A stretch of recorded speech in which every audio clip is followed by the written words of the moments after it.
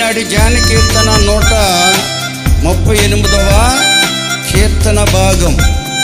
ఈ కీర్తన భాగాన్ని భక్తుడైన దావీదు రాజు యొక్క అనుభవాన్ని ఈ కీర్తనలో మనం చూస్తామండి. గొర్రెల మందల దొడ్డులో ఉండి గొర్రెలు మేపుకుంటున్నవాడు అతను. గొర్రెల కాపరి, బాల్య దినముల్లోనే గొర్రెల కాపరిగా ఉన్నాడు. అటువంటి దావీదును, గొర్రెల కాపరిగా ఉన్న దావీదుని దేవుడు పిలిచి అభిషేకించి లక్షలాది మంది ఇశ్రాయేలు ప్రజలకు, అనగా ఇశ్రాయేలు దేశ రాజును, ఇశ్రాయేలు దేశానికి రాజుగా అభిషేకించాడు. దేవుని స్తోత్రం. సువిశాల ఇశ్రాయేలు సామ్రాజ్యానికి చక్రవర్తి అయ్యాడు ఆయన. అంత ఉన్నతమైన స్థితిలో దావీదుని దేవుడు ఉంచితే దావీదు దేవునికి ఏమని ప్రార్థించాడో తెలుసండి? సమూయేలు 2వ గ్రంథం 7వ అధ్యాయం 18 చదివినట్లయితే ఆయన అక్కడ దేవునికి ఏమని ప్రార్థించాడో ఉంది. దావీదు రాజు లోపల ప్రవేశించి యెహోవా సన్నిధిని కూర్చుండి ఇలాగూ మనవి చేసెను, నా ప్రభువా యెహోవా, ఎంతగా నీవు నన్ను హెచ్చించుటకు నేను ఏ పాటి వాడను, నా కుటుంబం ఏ పాటిది, ఎంత హెచ్చుగా చేసినదంతయు నీ దృష్టికి కొంచెమై మానవుల పద్ధతిని బట్టి బహుకాలము జరిగిన తరువాత నీ దాసుడనైన నా సంతానమునకు కలగబో దానిని గూర్చి నువ్వు సెలవిచ్చి ఉన్నావు. యెహోవా నా ప్రభువా, దావీదు అను నేను నీతో ఇక ఏమి చెప్పుకుందును అంటాడు. స్తోత్రం చెబుదామండి. ఆయన ఇశ్రాయేలు సామ్రాజ్యం చక్రవర్తిగా దేవుడు చేసిన ప్రతిరోజు కూడాటండి ఒక ప్రత్యేకమైన గదిలో ప్రవేశించి ఆ రాజవస్త్రాలను తీసివేసి ఆ గొర్రెల కాపరిగా ఉన్న వస్త్రాలు ధరించి దేవునికి ప్రార్థన చేసుకునేవాడంట ఆయన. హల్లెలూయా. అంటే ఆయన మొదటి స్థితిని జ్ఞాపకం చేసుకునేవాడు. అంటే అందుకనే లోకంలో ఒక సామెత ఉంది, మనకు ఎదిగే కొలిది వదగాలి. హల్లెలూయా. దావీదు భక్తుడు, ఆయన ఇశ్రాయేలు సామ్రాజ్యానికి చక్రవర్తిగా దేవుడు హెచ్చించినా కానీ దావీదు తన్ను తాను తగ్గించుకున్న భక్తుడు. దేవునికి స్తోత్రం. దీన మనస్సు కలిగి దేవుణ్ణి సేవించిన భక్తుడు కనుకనే దావీదునకు దేవుడు తోడుగా ఉండి దావీదు పట్ల గొప్ప కార్యములు దేవుడు చేశాడు. హల్లెలూయా. కనుకనే ప్రియులారా, ఆ దేవదేవుణ్ణి, సృష్టికర్త అయిన దేవుణ్ణి సేవించే మనం దీన మనసు కలిగి సేవించాలని ఈ కీర్తన మనకు తెలియజేస్తుంది. మనం దీన మనసు కలిగి దేవుణ్ణి సేవించగలిగితే ఆ దేవుడే మనతో ఉండి మనకు సహాయము చేయువాడై ఉన్నాడు. దేవునికి స్తోత్రం. కనుక మరి దీన మనస్సు కలిగి మనం దేవుణ్ణి సేవిస్తున్నామా? ఎందుకంటే లోకములో దీనులున్నారు, గర్విష్ఠులు ఉన్నారండి. ఉన్నదనే గర్వముతో జీవించేవారు ఉన్నారు. ఉన్నా లేకపోయినా దీనత్వము కలిగి, తగ్గింపు జీవితము కలిగి జీవించేవారు కూడా లోకంలో ఉన్నారు. కనుక దేవుడికి తెలుసు ఎవరు గర్విష్ఠులో, ఎవరు దీన మనసు గలవారో. ఆయన అందరి హృదయాలను పరిశీలిస్తున్న దేవుడు. మనం ప్రభువు నమ్ముకుని కూడా దీన మనసు కలిగి దేవుణ్ణి సేవించే అనుభవంలో లేకపోతే దేవుడు మనతో ఉండడు, మనకు సహాయము చెయ్యడు. దేవునికి స్తోత్రం. వీళ్ళ చాలామంది దేవుడు నమ్ముకున్న తర్వాత దీనత్వాన్ని పొందుకోకుండా గర్వపు మనసుతో భక్తి చేస్తూ దేవుని కార్యాలు చూడలేకపోతున్నారు. దేవునికి దూరం అయిపోతూ ఉన్నారు ప్రియులారా. కనుక మన జీవితకాలం అంతా దేవునితో జీవించాలంటే, దేవుని కార్యాలు మనం అనుభవించాలంటే దేన మనసు కలిగి ఆయనను మనం సేవించాలని బైబిల్ చెప్తుందండి. యెషయా గ్రంథం 57వ అధ్యాయం 15వ వచనంలో దేవుడే అక్కడ మాట్లాడుతున్న మాట ఒకటి ఉంది.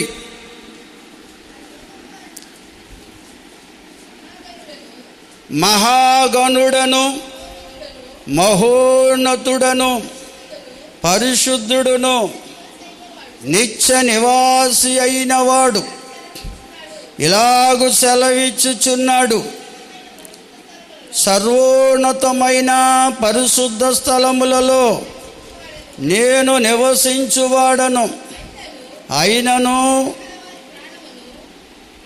వినయము గల వారి ప్రాణమును ఉజ్జీవింపచేయుటకును, నలిగిన వారి ప్రాణమును ఉజ్జీవింపచేయుటకును, వినయము గలవారి యొద్దను దీన మనసు గలవారి యొద్దను నేను నివసించుచున్నాను. స్తోత్రం చెబుతారు అందరూ. దేవుడు మహోన్నతుడు, మహాగణుడు. ఆయన కంటే గొప్పవాడెవడు లోకములో లేడు. అటువంటి గొప్ప దేవుడు, మహోన్నతమైన స్థలంలో నివసించే దేవుడు చెప్తున్న మాట ఏమిటో తెలుసా? ఈ భూమి మీద నివసిస్తున్న మానవులలో ఎవరైతే వినయము కలిగి జీవిస్తారో, అనగా దీన మనస్సు కలిగి జీవిస్తారో, వారిని బలపరచడానికి, వారికి సహాయం చేయడానికి, వారితో ఉండడానికి ఆయన ఇష్టపడుతున్నాడంట. హల్లెలూయా. కనుక ప్రియులారా, మనం దీన మనస్సు కలిగి దేవుని సేవించే అనుభవంలో మనం ఉంటే, ఆ సర్వ సృష్టికర్తన దేవుడే మనతో ఉండి మనకు సహాయము చేయువాడై ఉన్నాడు. హల్లెలూయా. మరి ఆ సృష్టికర్తన దేవుడే మనతో ఉంటే ఏ కొదువున్నా, ఏ కొరతున్నా, ఏ వ్యాధి ఉన్నా, ఏ బాధ ఉన్నా, ఎటువంటి పరిస్థితుల్లో మనమున్నా దేనికి భయపడమండి. ఎందుకంటే నోటి మాట ద్వారా సృష్టిని చేసిన వాడు ఆయన. హల్లెలూయా. ఆయన నోటి మాట ద్వారా సృష్టిని శాసించేవాడు ఆయన. ఆయన నోటి మాట ద్వారా మన బ్రతుకులను బాగు చేయగల దేవుడు ఆయన. నమ్మిన వారు స్తోత్రం చెబుతారండి. కనుక ఆ దేవుని ఎదుట మనం దీన మనస్సు కలిగి ఆయన సేవించాలి. దేవుని బిడ్డలు అంటేనే దీన మనసు గలవారే దేవుని బిడ్డలండి.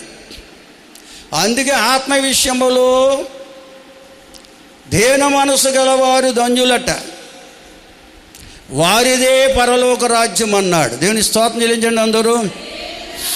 ఒకటిగా ఆత్మ విషయములో దీనులైన వారు ధన్యులు, వారిదే పరలోక రాజ్యం అంటాడు. మత్తయి రాసిన సువార్తలో 5వ అధ్యాయంలో ఉంటుంది. కొండ మీద ప్రసంగంలో ప్రభు చెప్పిన మాటలే. కనుక దీన మనసు కలిగిన వారే దేవుని బిడ్డలంటే, నువ్వు దీన మనసు కలిగి దేవుని సేవిస్తే దేవుని రాజ్యం నీదే, నువ్వు దేవుని రాజ్య సంబంధివే, దేవుని రాజ్య వారసుడవు, వారసురాలవు నీవే. దేవుని స్తోత్రం చెల్లించండి అందరూ. కనుక మనం దీన మనస్సు కలిగి దేవుని సేవించాలి. ఆది మానవుడైన ఆదామవ్వలకు దేవుడిచ్చిన సంతానములో ప్రథమ సంతానం ఎవరండి? ఆయన పేరేంటి చెప్పండి? 100 సార్లు చెప్పాము, 1000 సార్లు చెప్పుంటాం మేము. ఎవరైనా మొదటి సంతానం అమ్మ కయీను. ఆదామవ్వల మొదటికి దేవుడిచ్చిన మొదటి సంతానం కయీను. కయీను ఒక రోజున పొలంలో తన తమ్ముడైన హేబేలుని చంపేశాడు. దేవుడు కయీనుతో మాట్లాడుతున్నాడు, కయీను నీ తమ్ముడైన హేబేలు ఎక్కడా అన్నాడు. అప్పుడు ఏమన్నాడు? 4వ అధ్యాయం చదవండి, ఆదికాండంలో ఉంటుంది 9వ వచనం. అతడు అంటాడు, నేనెరుగను, నా తమ్మునికి నేను కావలివాడినా. అంటే కయీను హృదయం గర్వముతో నింపబడిందండి. ఈయన ఏమన్నా కావలవాడిని అనుకున్నావా? మా తమ్ముడి కోసం చెప్పమంటున్నావు అంటున్నాడు. చాలామంది సమాధానం ఎలా ఉంటుందండి, చాలామంది సమాధానం ఎలా ఉంటుంది, గర్వం. అందుకనే కయీనుకు దేవుడు ముద్రేశాడు, లోక సంబంధి అని. గర్విష్ఠులు, లోక సంబంధులు అంటే గర్విష్ఠులు. దుష్టుడైన సైతాను మానవులను గర్విష్ఠులుగా మార్చేశాడు. ఆది కాండములో ఏదైనా తోటలోని అవ్వతో మాట్లాడినటువంటి ఆ యొక్క సైతాన్, సర్పములో ప్రవేశించిన సైతాన్ అవ్వములోనికి పంపించేసింది గర్వం, తద్వారా ఆదాములోనికి పంపించేసింది.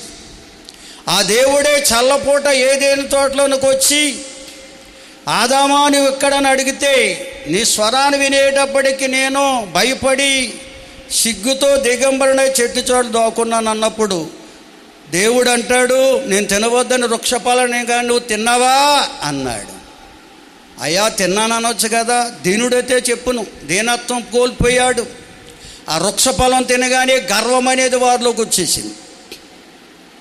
నువ్వు నాకు సాటైన సహాయంగా ఇచ్చావు కదా, ఆ స్త్రీయే ఆ వృక్షఫలాన్ని నాకు ఇచ్చింది అన్నాడు.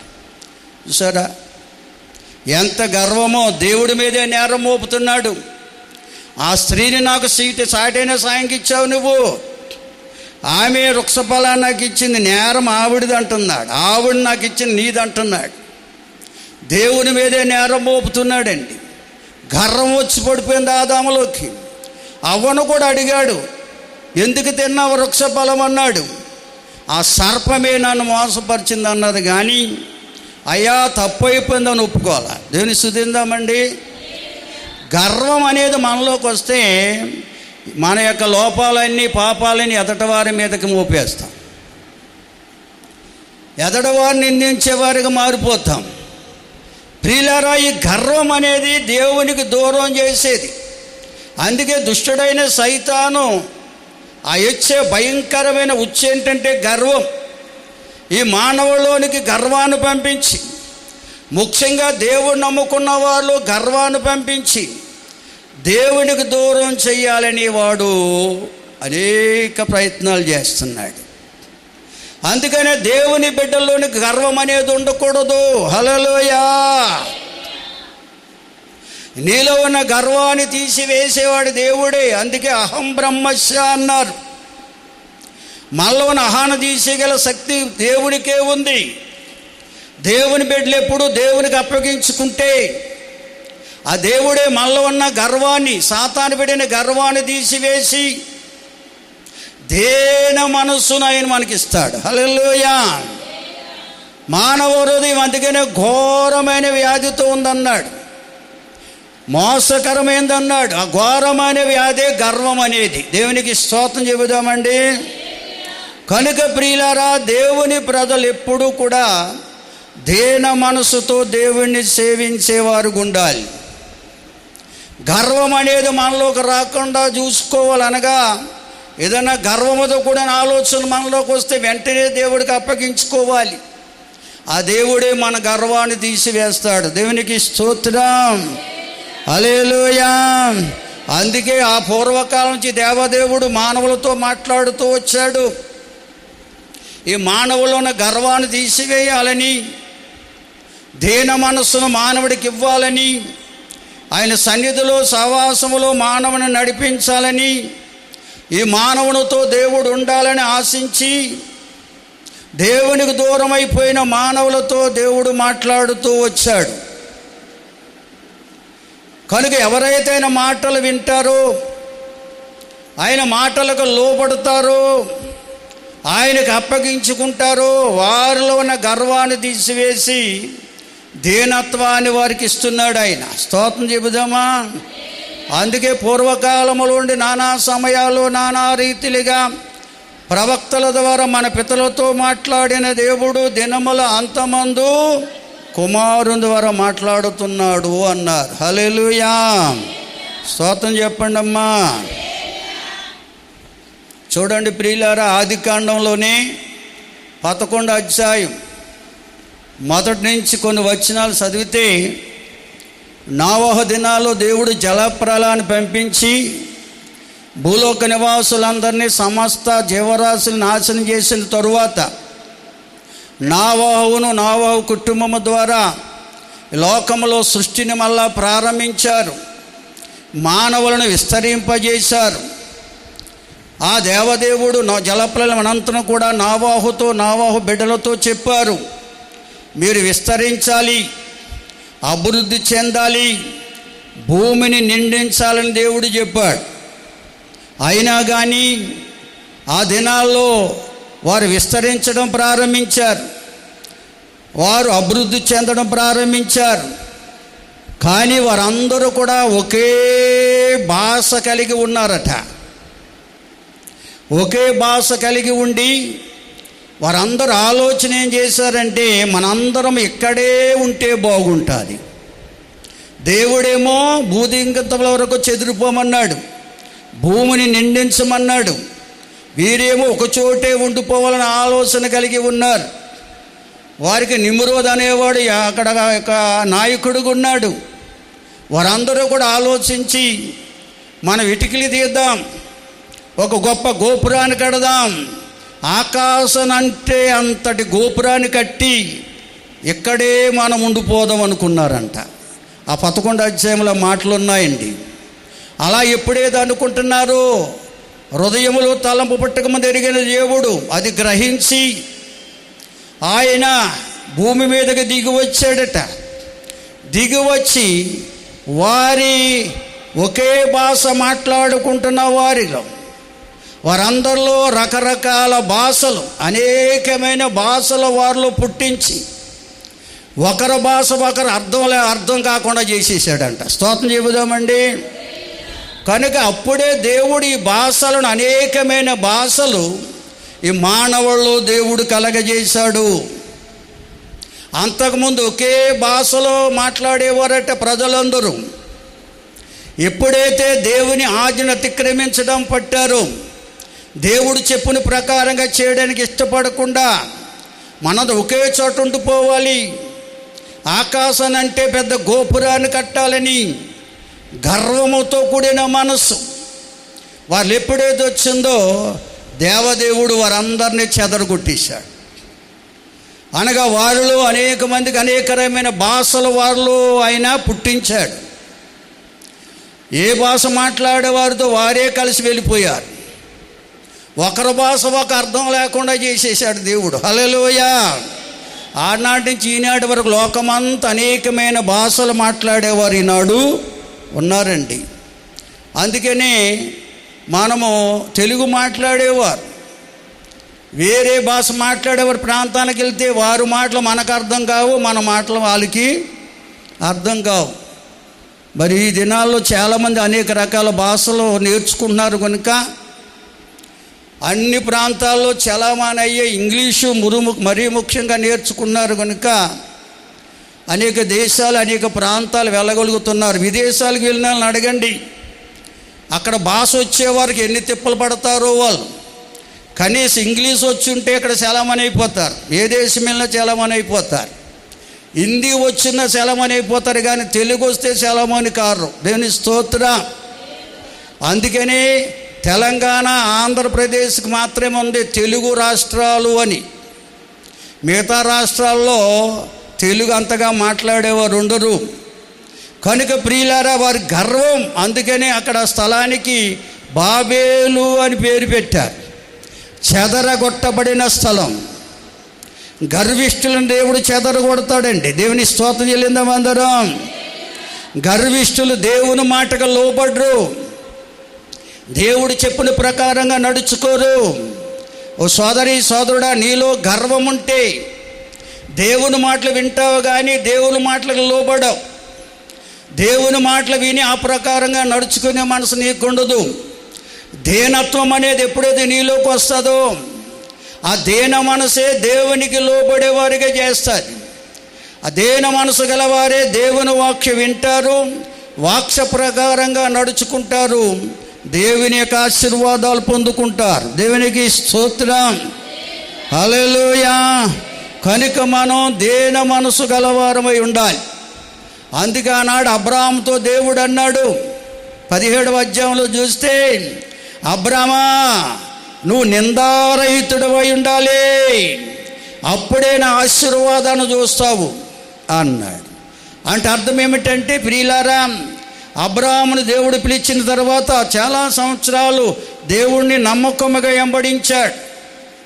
కానానులో కరువు వచ్చినప్పుడు దేవుణ్ణి అడగకుండానే ఐగుప్తు దేశానికి వెళ్ళిపోయాడు. భార్యని శారాను తీసుకుని, తన సహోదరుడి కుమారుని లోతుని తీసుకుని ఐగుప్తుకు వెళ్ళిపోయాడు. ఐగుప్తు దేశంలో అతని జీవితమే మారిపోయింది. అనగా అతనికి లోకం వైపు మనసు మళ్ళీపోయింది. దేనత్వం కలిగినటువంటి అబ్రాం గర్విష్ఠిగా మారిపోయాడు. శారా ఐగుప్తురాలైన ఆగరును తన భర్త అయిన అబ్రాముకు భార్యగా చేసింది. ఆమెకు బిడ్డలు పుట్టిన తర్వాత అబ్రాములో ఒక గర్వం ఏర్పడింది. తర్వాత లోతు కూడా ఐగుప్తురాల్ని వివాహం చేసుకున్నాడు. అందుకని లోతు భార్య పేరు బైబిల్లో లేదు. ఆమె లోక సంబంధి. దేవుని సేవకు, దేవుని దూతల మాటలు విని కూడా ఆ మాటలకు లోబడకుండా వెనుదిరిగి ఉప్పు స్తంభం అయిపోయింది ఆమె. దేవునికి స్తోత్రం.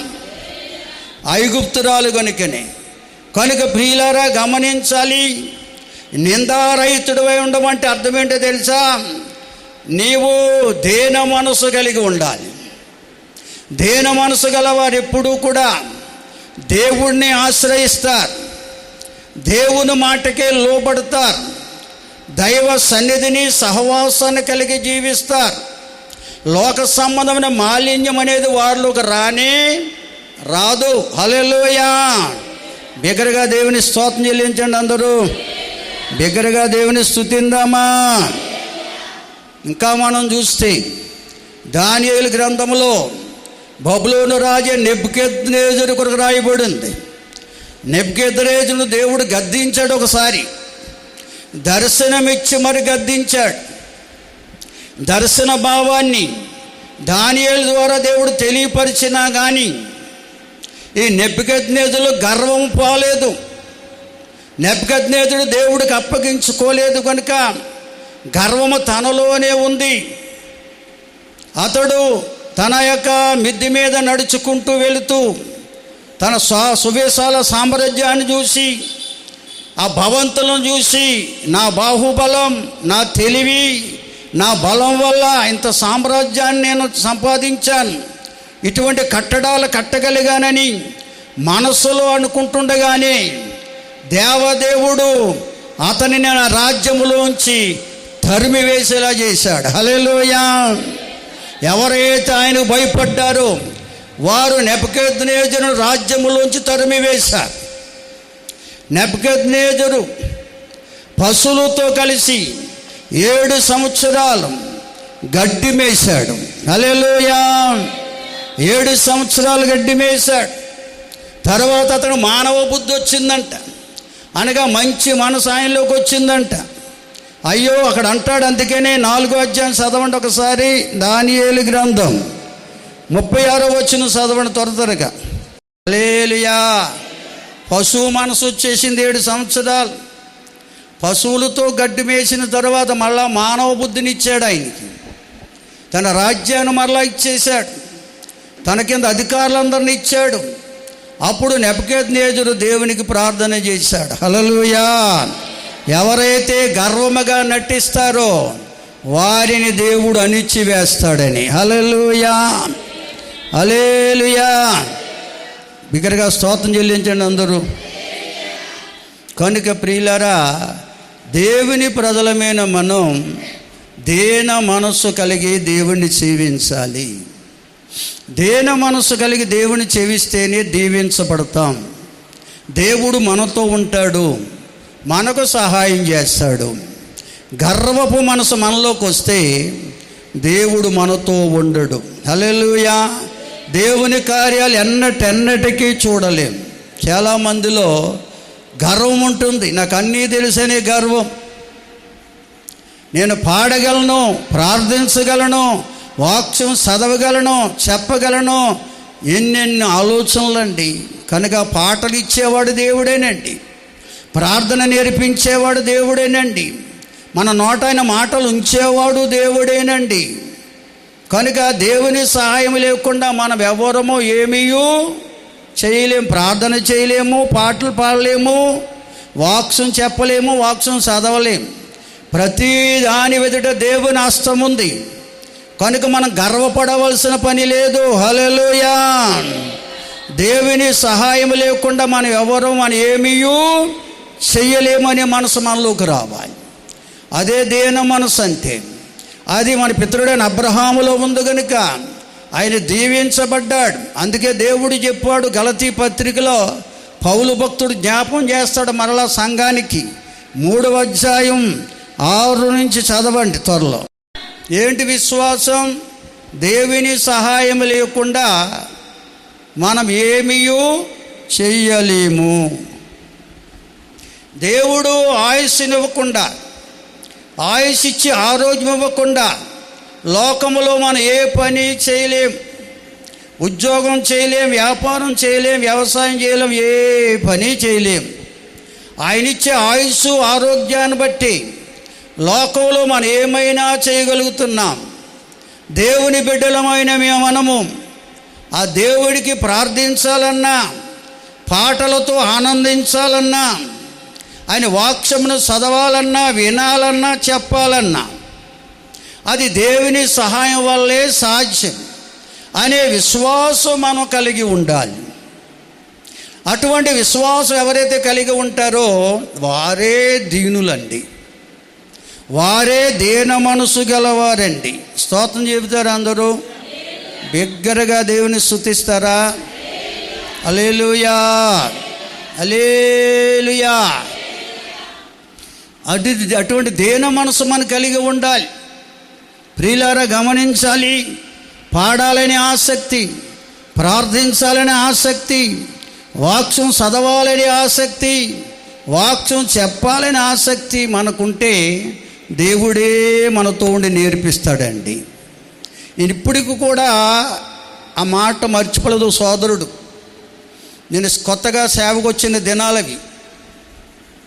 పాటలు పాడాలని ఆశ ఉంది కానీ అనేక పాటలు రావు. ఓ చోట మా పాస్టమ్మ గారు నేను పాత పాట పాడాం. ఓ పాత పాట పాడితే అక్కడున్న పాస్టర్లు నవ్వారండి. ఆవిడ గుర్తుందో లేదో కానీ గుర్తు చేస్తాను తర్వాత. స్తోత్రం చెల్లించండి అందరూ. మా అత్తవారింటి దగ్గర కూటం పెడితే ఆ కూటంలో మా బుల్లిపాప పాడుతుంది, చిట్టుబాబు గారు పాడతారన్నాడు ఆయన. ఇద్దరు కలిసి పాడడం. కొత్తగా సేవకు వచ్చిన దినాలు అవి. ఆ పాట విన్న ఆ పాస్టర్లు నవ్వారు. నాకు పట్టుదల వచ్చేసింది, ప్రభువా నాకు పాటలు నేర్పించు. స్తోత్రం చెబుదాం అందరం అని. ఎక్కడైనా ఏదైనా దేవుని పాట వింటే, ప్రభు పాట వింటే నేర్చుకునే తపనతో ఉండేవాడిని. పోతుకూరులో సంఘంలో ఒక ఆయన సహోదరుడు పాడాడు. కంటి హాస్పిటల్లో ఆయన పనిచేసేవాడు. అప్పుడు ఆయన పేరు నాగేశ్వరరావు గారు. ఇప్పుడు శాలింరాజు అని పేరు మార్చుకున్నాడు. ఇప్పుడు ఐ క్లినిక్ పెట్టేశాడు, 3 వారాన్ని పెట్టాడు ఆయన. ఆయన చక్కగా పాడేవాడు, పాటలు విశ్వాసంగా ఉండేవాడు. ఓ పాట పాడితే ఆ పాట నన్ను ఆకట్టింది.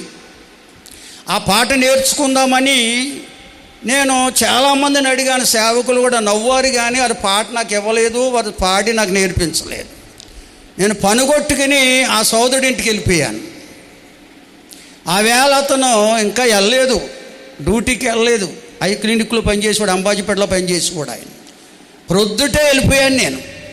అప్పుడు నేను దేవుని సేవకుడిని, ఆయనేమో ఒక సంఘంలో విశ్వాసి. వెళ్ళిపోయినాడు. ఎదేటండి పాస్టర్ గారు ఎలాగ వచ్చేసారు అన్నాడు. నీతో పని ఉందండి అన్నాను. రండి లోనకి అన్నాడు. లోనకి వెళ్ళి కూర్చున్నాం. చిన్న గుడిసప్పుడు, ఇప్పుడంటే బిల్డింగ్ వేశారు ఆయన.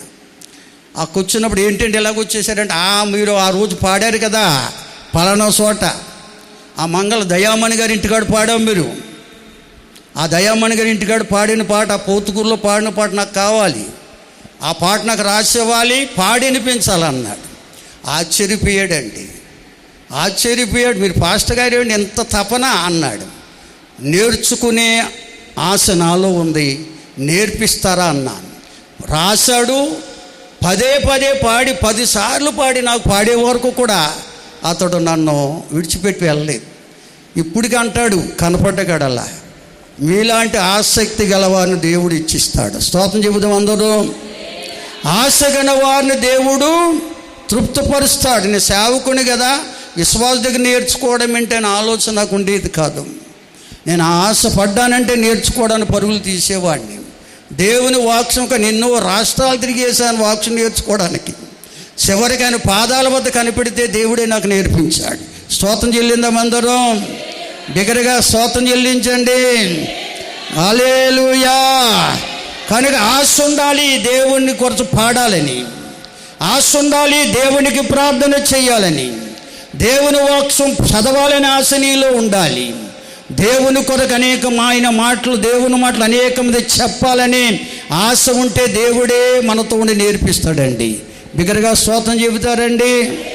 హల్లెలూయా. అనేక స్థలాలకు వెళ్తే అనేకమైన బోధలు విన్నాం. నిజమైన బోధ యేసయ్య బోధ. ఆయన పాదాలు పట్టుకుంటే ఆయన నేర్పించిన బోధ ఇది. దేవుని స్తోత్రం చెబుదామా. హల్లెలూయా. అందుకే ప్రభువారు ఈ భూలోకాన్ని శరీరధారిగా రాగానే ప్రజలందరినీ ఆహ్వానించారు. ఆయన ప్రయాసపడి భారము మోయిచున్న సమస్తమైన జనులారా నా యొద్దకు రండి, మీకు విశ్రాంతినిస్తాను. నేను సాత్వికుడను, దేన మనసు గలవాడును. నా కాడి ఎత్తుకుని నా వద్ద నేర్చుకోండి, మీ ప్రాణానికి నెమ్మది దొరుకుతుంది. ఏలయనగా నా కాడి సులువుగాను నా భారము తేలికై ఉన్నది. దేవుని స్తోత్రం చెబుతామా. హల్లెలూయా. కనుక దేవుడు అందరినీ ఆహ్వానించాడు. ప్రియులారా, కొందరముగా మనమైతే ఆయన ఆహ్వానాన్ని విని వచ్చాం. ఆయనకు అప్పగించుకుంటే ఆయన మనతో మాట్లాడతాడు. ఆయన మన మనసు ఎరిగిన మంచి దేవుడు. ప్రభువా, నీకు ప్రార్థించే అనుభవాన్ని నాకు ఇవ్వండి అయ్యా, నీకు ప్రార్థించే బిడ్డగా నన్ను చెయ్యండి. నువ్వు ఆశతో అడిగితే ప్రార్థన నేర్పిస్తాడు నీలోకి వచ్చి. అయ్యా, నీ పాటలు పాడుతూ నీలో ఆనందించాలని ఆశతో అడిగితే పాటలు నేర్పించి ఆ పాటల ద్వారా ఆయనలో ఆనందించేవారుగా చేస్తాడు.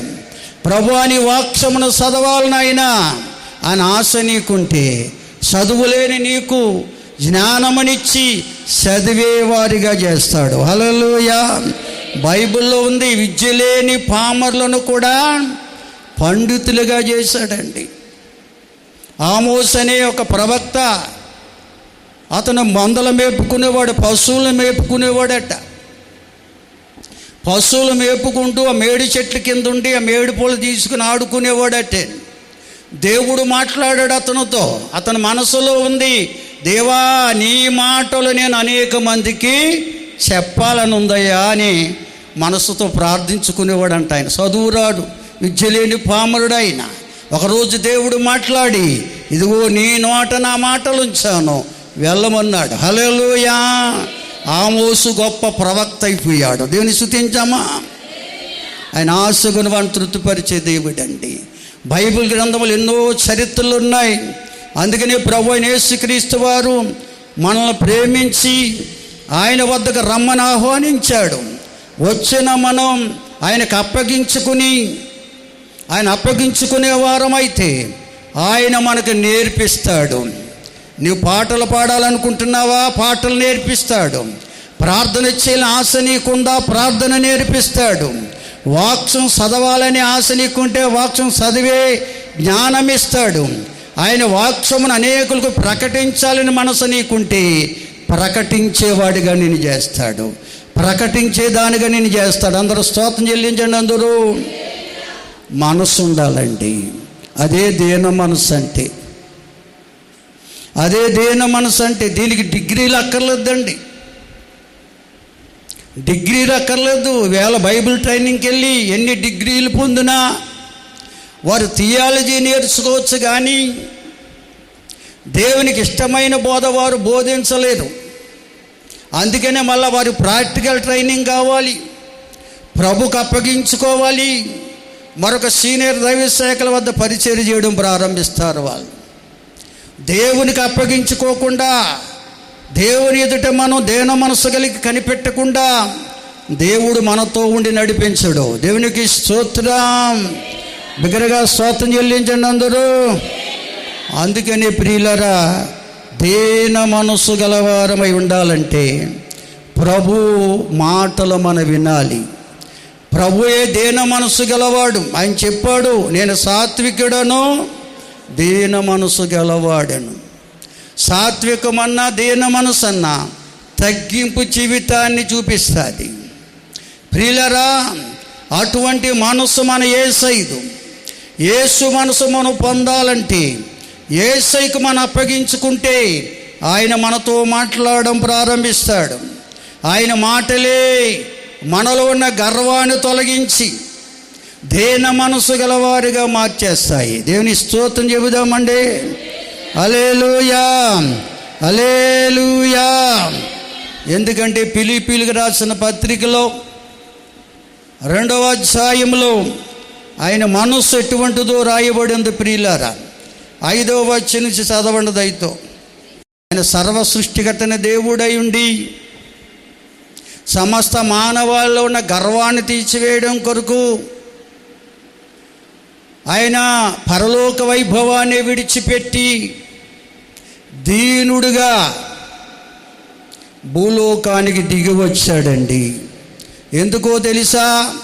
మనలో ఉన్న గర్వాన్ని తొలగించడానికి, ఆయన మనసు మనకి ఇవ్వడం కొరకు ఆయన భూలోకానికి మనుష్య కుమారుడిగా దిగి రావాల్సి వచ్చింది. ఆయన ఎవరైతే విశ్వసిస్తారో, ఎవరైతే ఆయనకి అప్పగించుకుంటారో వారితో ఆయన మాట్లాడతాడు. ఆ మాటలే వారిని దీనులుగా మార్చివేస్తాయి, దీనత్వం గలవారిగా మార్చివేస్తాయి. ఏ స్థితిలో ఉన్నా, ఎటువంటి ఉన్నతమైన పరిస్థితులు వారు పొందుకున్నా తగ్గింపు జీవితాన్ని దేవుడు వారికి ఇస్తాడు. దీన మనసు కలిగి జీవించే అనుభవాన్ని వారికి ఇస్తాడు. హల్లెలూయా. బిగ్గరగా స్తోత్రం చెల్లించండి. కనుక మన లోకములో ఎన్ని కలిగి ఉన్నా ప్రియులారా, అది దేవుని వల్లే కలిగాయనే విశ్వాసం మనం ఎప్పుడైతే ఉంటుందో అప్పుడే మనము దీన మనసు కలిగి దేవుణ్ణి సేవించగలం. హల్లెలూయా. చూడండి, తిమోతికి రాసిన మొదటి పత్రికలో అపొస్తలుడు పౌలు భక్తుడు చెప్తాడు. 6వ అధ్యాయం 17వ వచనం నుండి చదవండి దయతో. యహమందు ధనవంతులైన వారు, అంటే ధనవంతులు కావద్దని చెప్పట్లేదు బైబిలు. మీరు యహమందు ధనవంతులైనట్లయితే గర్విష్ఠులు కాకండి. ఎందుకంటే అది అస్థిరమైన ధనం, ఇది స్థిరమైనది కాదని నమ్మకం ఉంచండి. మీరు సుఖముగా అనుభవించుటకు సమస్తమును మనకు ధారాళముగా దయచేయు దేవుని యందే నమ్మిక ఉంచండి. స్తోత్రం చెబుదామండి. మీరు కలిగి ఉన్న ధనకంతలు ఎందుకు అది నమ్మిక ఉంచడం? ఆ ధనాన్ని ఇచ్చినవాడు, ఆ ఘనతనిచ్చేవాడు, మీరు సుఖముగా అనుభవించుటకు సమస్తమును ధారాళముగా ఇచ్చేవాడు దేవుడేనని నమ్మి ఆయన నమ్మిక ఉంచండి. దేవుని స్తోత్రం. అది దీనత్వం అంటే ప్రియులారా.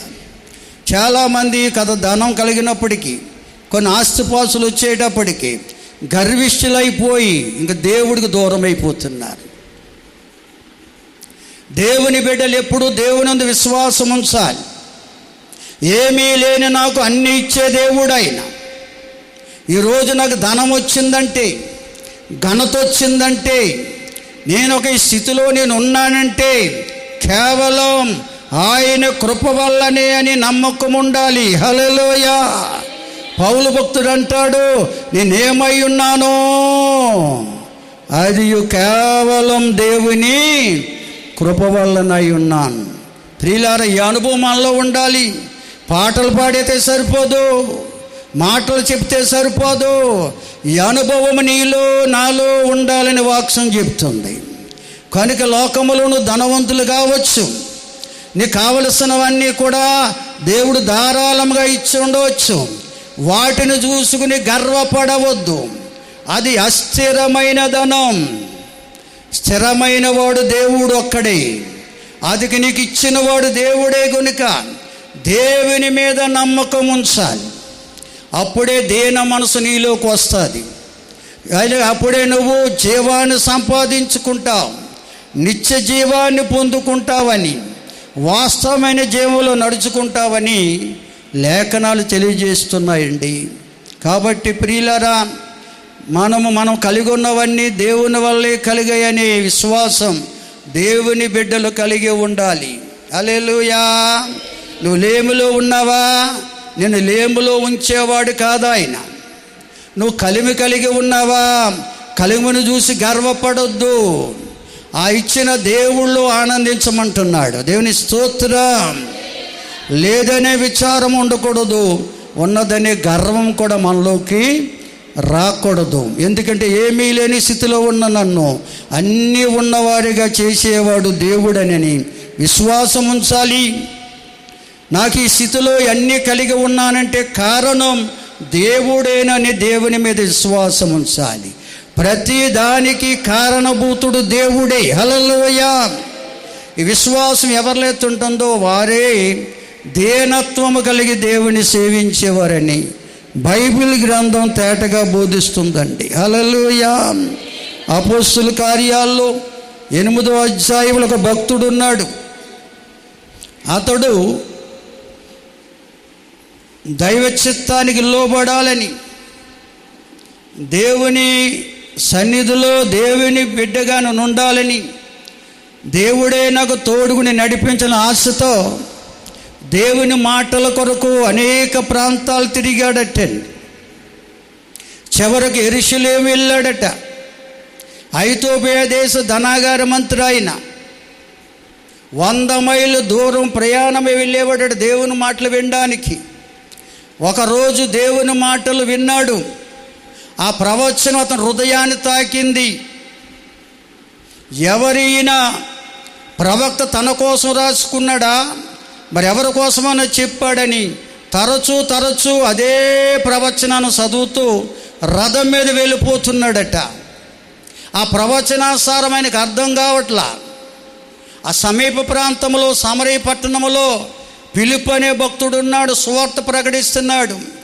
దేవుడు ఫిలిప్పుతో మాట్లాడి నీ వెంటనే గాజాగు అరణ్య మార్గంలోకి వెళ్ళాలి అన్నాడు.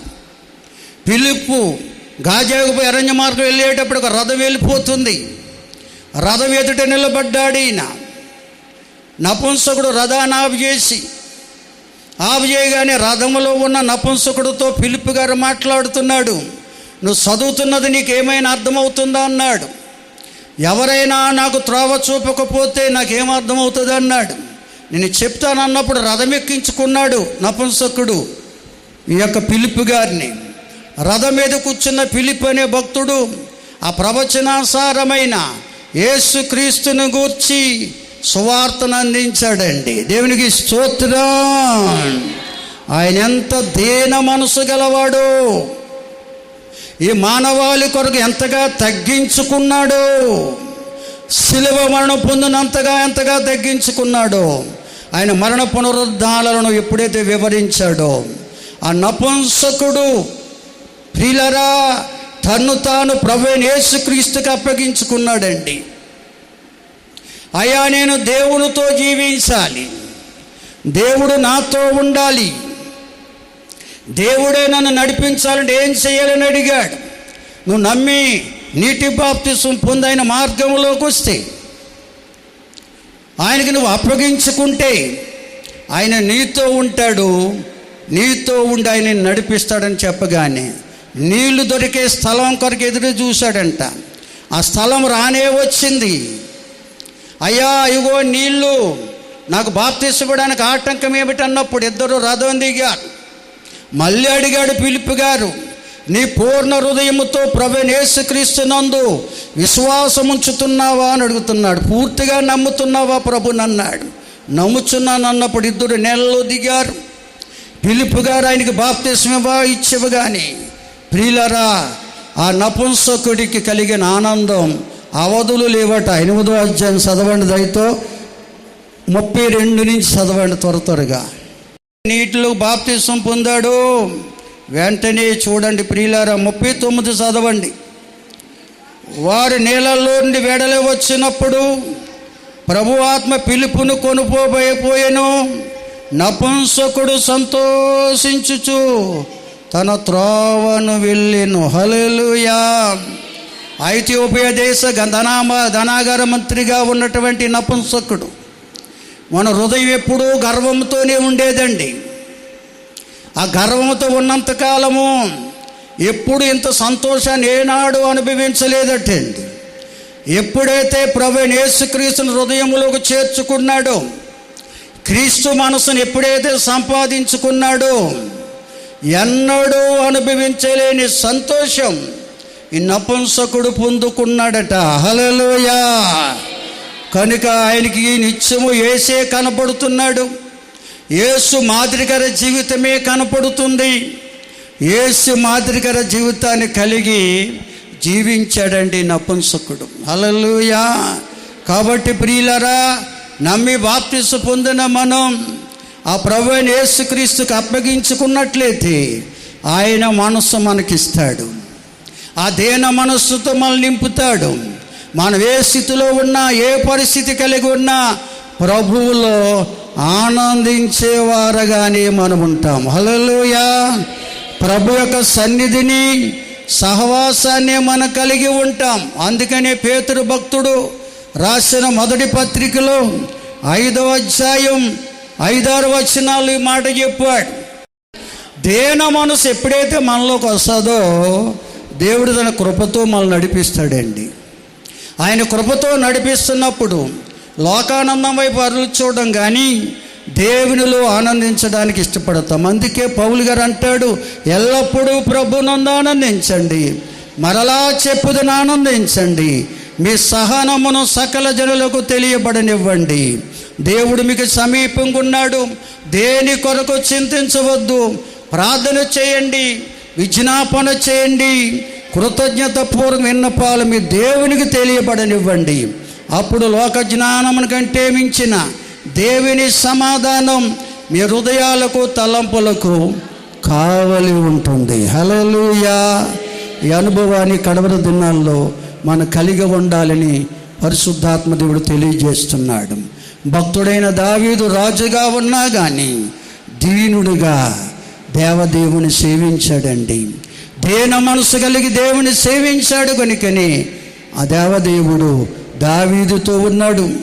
ఈరోజు మనతో ఉండాలంటే, లోకములు ఏమున్నా లేకపోయినా సంతోషంతో సమాధానంతో మనం జీవిస్తూ దేవునిలో ముందు కొనసాగాలంటే ఆయన కృప మనం పొందుకోవాలి. ఆ కృప పొందుకోవాలంటే దేన మనస్సు కలిగి ఆయన సేవించాలి.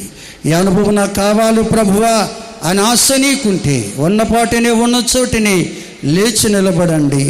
మోకరించగలిగిన వారు మోకరించండి. మీకోసం మేము ప్రార్థించబోతున్నాం. సకల ఆశీర్వాదాలకు కారణభూతుడైన మా పరలోకపు తండ్రి, మీకే వందనాలు, స్తోత్రాలు, స్తుతులు చెల్లిస్తున్నాం. దినారాధనలో మీ సన్నిధి నుంచి మీరు మాతో మాట్లాడిన ప్రతి మాటను బట్టి వందనాలయ్యా. అవును ప్రభువా, గర్వం అనేది సాతాను మనసుని, దేన మనసు అనేది మీరిచ్చే మనసు, మీ మనసుని. నీ బిడ్డలమైన మేము మీ మనస్సును కలిగి జీవిస్తేనే నీ కృపను పొందుకుని ముందుకు సాగగలమని, ఆ కృపే మా జీవితంలో ఎన్నో అద్భుత కార్యాలు జరిగించేదని ప్రభువా అయ్యా మీరు సెలవిస్తున్నందుకు వందనాలు. లోకములో మేమి పొందుకున్నా పొందుకోకపోయినా, ఏమి కలిగి ఉన్నా అన్నీ మీరిచ్చినవి అని విశ్వాసముతో ముందుకు సాగుతూ అయ్యా నేను సేవించే అనుభవాన్ని ప్రతి బిడ్డకు దయచేయండి. వచ్చిన ప్రతి బిడ్డను దీవించునైనా, తెచ్చిన ప్రతి కానుక అంగీకరించు తండ్రి. అయ్యా సంఘములు అనేక మంది రోగులై ఉన్నారు, స్వస్థపరచండి. బలహీనులై ఉన్నారు, బలపరచండి. గాయపడిన వారు ఉన్నారు, గాయాలు కట్టండి. గర్భవతులకు ఆరోగ్యం ఇవ్వండి, బాలింతలకు బలం, చిన్న బిడ్డల దయకేటిని ఉంచండి. గర్భఫలం కొరకు ఎదురు చూస్తున్న బిడ్డల గర్భాలు తెరవండి ప్రభువా, సంతోషింపచేయండి. సండే స్కూల్ బిడ్డలను యవనస్తులను జ్ఞాపం చేసుకోండి. వివాహ ప్రతి వారికి మార్గాలు తెరవండి. వివాహమైన వైవిక జీవితాలు సుఖమయించండి. ఆయా ఉద్యోగ ప్రతి వారికి మార్గాలు తెరుగున్నాయినా. ఆయా దేశాల్లో, ఆయా రాష్ట్రాల్లో, ఆయా ప్రాంతాల్లో ఉంటున్న సంఘ బిడ్డలందరిపై మీ కాపుదల కందృష్టించి కాపాడండి. విదేశాలు స్వదేశానికి రాబోతున్న వారికి మార్గాలు తెరవండి ప్రభువా. విద్యా సంవత్సరములు ఆయా తరగతులు చదువుతూ ఆయా ప్రాంతాలు ఉంటున్న సంఘ బిడ్డలందరిపై నీ కాపుదలకు అందృష్టి ఉంచండి. దేవా, సంఘములో రోగులైన వారి కోసం ప్రార్థిస్తున్నాను. హాస్పిటల్లో నైనా గత సోమవారం నుండి ట్రీట్మెంట్ పొందుతున్నా ధ్రువ కుమారికి ఇచ్చిన ఆరోగ్యాన్ని బట్టి వందనాలు. ఇంకా పరిపూర్ణమైన స్వస్థత ఆరోగ్య బిడ్డకి ఇవ్వండి. ఆకలి పుట్టించండి, ఆరోగ్యం ఇవ్వండి. సురక్షితంగా ఇంటికి చేర్చి బిడ్డలతో కుటుంబంతో సంతోషిస్తూ నిన్ను ఘనపరిచే భాగ్యం ప్రియ బిడ్డకు మీరు దయచేయండి ప్రభువా. నీకు వందనాలు చెల్లిస్తున్నాం తండ్రి. అయ్యా నాయనా, కృపాజ్యోతిని దర్శించండి. ఆ బిడ్డ శరీరంలో ఏర్పడినటువంటి నాయనా బలహీనతను తొలగించి ఔషధాల ప్రభావం తండ్రి పరిపూర్ణ స్వస్థత ఇవ్వండి. శాంతరత్నమ్మ గారికి ఉన్న నీరసం నిశ్చత తొలగించండి. సకలే దయామణి గారిని దర్శించి ఆరోగ్యముతో నింపండి. కడల రాంబాబు గారిని దర్శించి గాయమని కట్టి షుగర్ బీపీ నార్మల్ చేయండి. అద్భుతం చేయి తండ్రి, నీకు వందనాలు నాయన. సంఘ బిడ్డలందరూ మీ చేతులకు అప్పగించి ప్రార్థిస్తున్నాం. నీ కార్యాలు జరిగించు దేవా, నీకు వందనాలు. బలహీనులకు బలం, రోగులకు స్వస్థతనివ్వండి. పులిదుండు దిలీపును దర్శించి కాలు గాయముని కట్టి ఆరోగ్యం ఇచ్చి నీ సన్నిధిలో సహవాసం నడుచుకుని కృపనివ్వండి. వారక్కగారు కుమారుడికి మంచి ఆరోగ్యం ఇవ్వండి.